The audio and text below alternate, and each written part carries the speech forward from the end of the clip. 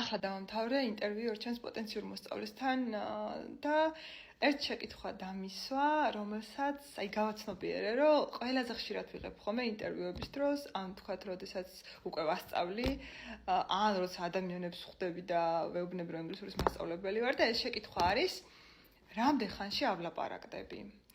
და პასუხი არ მაქვს.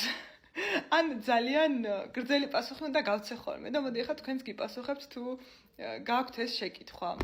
მოკლედ, იმაზე, ამ შეკითხვაზე, იმისაც რომ პასუხი გაეცეს, უნდა დააზუსტოთ რა დონეზე ლაპარაკს ეკითხებით, აი რა დონეზე ლაპარაკი არის თქვენი მიზანი. თუ გინდათ რომ აი უბრალოდ, ასე ვთქვათ, გაქცეული მოაბრუნოთ, ამას უფრო მალე შეძლებთ, რა თქმა უნდა. თუ გინდათ რომ აი პროფესიონალურ დონეზე ილაპარაკოთ, ეს სხვა რამეა. თუ გინდათ რომ აი ყოველდღიური რაღაცეები ზედმეტი თავის ტკივილის გარეშე გამოთქვა, ეს კიდევ უფრო სხვა რამეა. გარდა ამისა არის რამდენიმე ფაქტორი, რომელიც განაპირობებს იმას, თუ რამდენად სწრაფად ითვისებ ენას. პირველ რიგში ეს არის, რა თქმა უნდა, პიროვნული ტალანტი. ზოგს აქვს ძალიან სწრაფად ინგლისურის ნებისმიერი სხვა ენის ნიჭი. ზოგს ჭირდება რომ დაჯდეს და იმეცადინოს. აი ზოგი მაგალითად ყურმოყრით ბევრ რამეს სწავლობს. მე მაგალითად ახლა მეგობარი მყავს, რომელიც ჩინეთში ცხოვრობს და ისწავლა ინგლისური, ბოდიში ჩინური.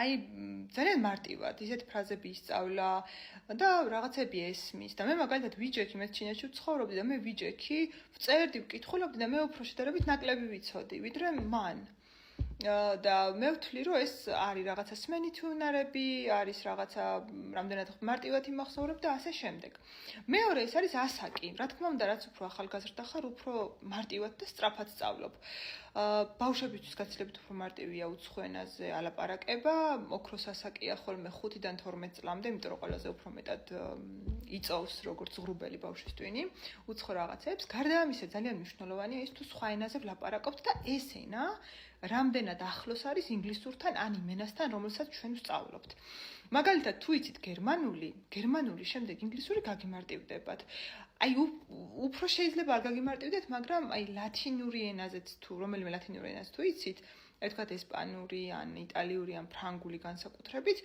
სიტყვები ძალიან გავს წერით და ძალიან ბევრი სიტყვა არის შესული ინგლისურში ლათინურიდან და შესაბამისად ეს ლათინური ენების ცოდნა ამარტივებს ინგლისური რომ იცოდე კარგად ესეც არის ერთ-ერთი ფაქტორი. გარდა ამისა, ძალიან დიდი მნიშვნელობა აქვს იმას, რამდენად ხშირად იყენებ, ან რასაც სწავლობ, რამდენად ხშირად აქტიურებ ამას შენს ყოველდღიურობაში. ცხოვრობ თუ არა იმ ქვეყანაში, სადაც ინგლისური ყოველდღიური ენა არის, იმიტომ რომ თუ გესმის მუდმივად და თუ სულ ამ გარემოში ხარ, სადაც გჭირდება, რა თქმა უნდა, უფრო მარტივად შემოდის და იმახსოვრებ რაღაცებს. მოკლედ, რომ გიპასუხოთ ამ შეკითხვაზე, თუ რამდენ ხანში ისწავლი ნულიდან ინგლისურს. აი, ელემენტარულ შეკითხვების დასმას და საკუთარი თავის ელემენტარულ დონეზე გამოხატვას, ადამიანი, რომელიც არის საშუალო სტატისტიკური უნარების, არც გენიოსია და არც ძალიან უჭირს, ისწავლის დაახლოებით 4 თვიდან 1 წლამდე. ქართველებზე მაქვს საუბარი, იმიტომ რომ მნიშვნელობა აქვს რომელ ენაზე მოლაპარაკეები სწავლობენ რომელ ენას. გერმანელი მაგალითად უფრო მარტივად ისწავლის ინგლისურს ვიდრე ქართველი, იმიტომ რომ ინგლისური და გერმანული ენები სტრუქტურულად გავს ერთმანეთს. ქართველისთვის როგორც უკვე ვთქვი, ეს ელემენტარული დონე იქნებოდა 4 თვიდან 12 თვემდე. საშუალო დონეს დასჭირდება 1-დან 2 წლამდე, შეიძლება მეტიც დასჭირდეს, მაგრამ თუ ვსწავლობთ მეცადინეობთ მუდმივად და დღეში 1-2 საათი გვაქვს ამ ენაზე, სამეცადინოდ ასე ვთქვათ, მაშინ 1-2 წელიწადში უკვე როგორც ვთქვი, ბევრი რამის გათვალისწინებით შესაძლებელია საშუალო დონის მიღწევა. ხოლო რაც შეეხება უმაღლეს დონეს, advanced არის ეს ინგლისურად, მინიმალური დრო ამისთვის არის 2 წელი, რეალისტური დრო არის 2-დან 4 წლამდე და ეს რას გულისხმობს? გულისხმობს, რომ ვუსმენ ყველაფერს და ყველაფერი მესმის, გამოვთქვამ ჩემას როგორც ჩემს საკუთარ ენაზე, მესმის ყველაფერი, ვკითხულობ ტექსტებს, წიგნების წაკითხვა შემიძლია და ასე შემდეგ, მაგრამ აქვე ერთი ინფორმაცია უნდა მოგცეთ, რომელიც დარწმუნებული ვარ, რომ ბევრისთვის იქნება